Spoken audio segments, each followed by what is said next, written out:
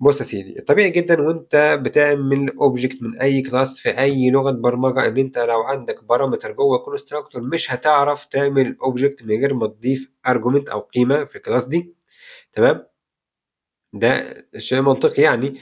لو أنا جيت هنا في الapp component وبدل ما هاعمل كده هاجي أعمل مثلًا كده private مثلًا زي ما هو كاتب بالضبط كده، وتعالَ نشيل ده خالص. في الحالة دي لمّا ييجي الframework أو الapplication تعمل object من الapp component أو الcart component أو الorder component عشان تعرضه لك في الصفحة، لازم تعمل object منه. عشان تعمل object ده هتلاقي في constructor عندها product service، فهتعمل إيه؟ هتروح على الinjector تقول له يا injector هل أنت عندك reference من أو reference لobject من الclass اللي اسمها product service والّا لأ؟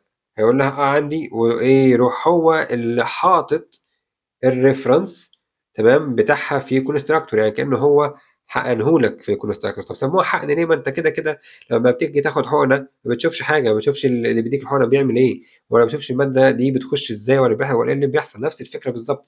فعشان كده هم سموها حقن، حقن التبعية أو حقن الخدمة يا سيدي.